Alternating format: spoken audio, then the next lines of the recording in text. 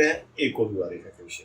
देखिए, विवाह रेखा पे कहीं भी दीप नहीं होना चाहिए। यदि विवाह रेखा इस प्रकार की है और उसमें एक दीप बन रहा है कहीं भी बीच में या शुरू में बताया था मैंने, अगर शुरू में विवाह रेखा किसी कन्या के हाथ में है और उसमें शुरू में एक प्रकार का दीप बन रहा है इस प्रकार, तो ऐसे में उसके साथ, कन्या के साथ धोखे से विवाह करा जाए। कुछ बातें छुपाई जाती है कन्या से और उसका विवाह कर देता है, बाद में उसको समझौता करना पड़ता है। ये उसके बाद अगर विवाह रेखा ही जंजीरदार इस प्रकार की बनी हो तो ऐसे में कन्या के या किसी जेंट्स के हाथ में अगर इस प्रकार की रेखा है जिसमें एक के बाद एक दीप बन रहे, तो ऐसे में अगर इनका विवाह जो होता है वो बहुत करिश्मा है। प्रथम तो इनके विवाह में ही बहुत बाधाएं आती है, विशेषकर जो घर वाले होते हैं, जो खानदान में होते हैं। आपने कई बार देखा है कि बहुत से रिश्ते बनने से पहले ही टूट जाते, बात सगाई तक पहुंचते, उसके बाद कोई ना कोई ऐसी खबर निकल के आती है अंदर से कि विवाह संपन्न हो ही नहीं पाता, बीच में टूट जाता। तो इस प्रकार की जो रेखाएं होती हैं वो इस बात को संकेत करती है। इसके अतिरिक्त यदि विवाह रेखा टूटी हुई हो इस प्रकार की, 2-3 खंडित रेखाएं हो, तो यहाँ भी इसी प्रकार का योग बनता है। विवाह रेखा अगर इस प्रकार के हाथ में टूटी हुई और एक लंबी हुई इस तरह की, तो इस प्रकार की रेखा होती है जो टूट के चलती है और उसके साथ एक दूसरी रेखा और चलती है। तो ऐसे में होता है कि विवाह के बाद संबंध बिगड़ जाते हैं, लेकिन फिर दोबारा घर वालों के सहयोग से या दोस्तों के सहयोग से वो दोबारा एक हो जाते हैं। इसी प्रकार से प्रेम के विषय भी कह सकते हैं। और कई बार ऐसा तो कि बिछड़े होते भी दोबारा मिल जाते हैं किसी भी कारण से। उसके अतिरिक्त विवाह के लिए आपको बृहस्पति पर्वत बहुत गौर से देखना। बृहस्पति पर्वत पे मैंने आपको बताया, बृहस्पति पर्वत तक अगर हृदय रेखा जा रही है, लेकिन बृहस्पति पर्वत दबा हुआ है, जिससे मैं आपको दिखा रहा हूँ, ये बृहस्पति पर्वत है अपना, और ये अगर इस प्रकार के अगर दबा हुआ हो या सलवट पड़ रही हो साइड में, आप जिस प्रकार के देख रहे हैं, तो इस प्रकार का जो बृहस्पति पर्वत है वो विवाह के जो सुख होते हैं उनको नष्ट कर देता है। ऐसे में घर में कलेश रहता है, विवाह अधिक समय तक चलता नहीं, मजबूरी में लोग दोनों एक छत के नीचे रहते हैं, परिवार की लाज बचाने, लेकिन जो विवाह का असली सुख है वो यहाँ खत्म है। इसके अतिरिक्त मैं आपको विवाह रेखा की, हृदय रेखा की एक स्थिति और बताता हूँ। देखिए, ये मांगलिक दोष जो होता है ना, ये विवाह को बहुत लेट कर देता है।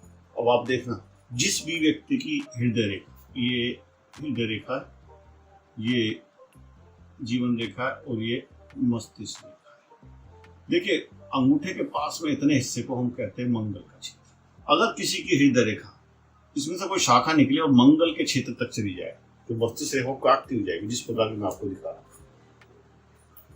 ये आपकी हृदय रेखा सीधी जा रही है और वहां से एक शाखा निकली बिना टूटे, ये अगर इस क्षेत्र तक पहुंच गई, अंगूठे के नीचे क्षेत्र तक, तो आप यकीन मानिए ये आपके जितने भी शुभ कार्य कराएगा, लेट कराएगा। और उसमें क्या होता है, उसमें ये होता है कि विवाह जैसा शुभ कार्य भी व्यक्ति का देर में होता है। उसके सभी मित्रों का विवाह हो जाता है, कई बार तो बच्चे भी हो जाते हैं उनके, और इसका विवाह ही नहीं होता। इसी प्रकार कन्या का भी सब सेले में विवाह होता है, तो इसका बहुत लास्ट में जाता है, क्योंकि जो भी हृदय रेखा इतनी झुक के एक शाखा निकल के मंगल तक पहुंच जाती है, ये मांगलिक दोष बना। और इसमें मेरे अनुभव में आया, इसमें ऐसे व्यक्ति की जो विवाह रेखा होगी वह भी वो आप देख लेना बहुत दूर, ये उंगली का जो मूल है आपका, इससे दूर। देखिए, विवाह रेखा जितनी हृदय रेखा के करीब होगी उतनी जल्दी विवाह के योग बन पाते हैं, जिस प्रकार मैं आपको दिखा रहा हूं। देखिए, हमारा जो कनिष्का उंगली है उसके नीचे होता है बुध पर्वत, जिस प्रकार का मैं आपको दिखाऊं। इस बुध पर्वत के और हृदय रेखा के बीच में ये जो स्थान, जब एक एरो ऊपर दिख रहा है आपको, एक नीचे एरो दिख रहा है, उसके बीच में जो स्थान बना हुआ है, यह स्थान कम से कम हस्तरेखा शास्त्र में इसको 50 साल करता है। हमारे भारतीय, देखिए सब जो है ना, देश काल निर्णय परिस्थिति के हिसाब से, तो इसमें 50 साल। जितनी हृदय रेखा और विवाह रेखा के बीच में फासला कम होगा, जितना भी गैप कम होगा, उतनी जल्दी विवाह का योग बनता है। और जितना इस रेखा का योग कनिष्का उंगली की तरफ चला जाएगा, मूल की तरफ, उतना विवाह देर से होता है।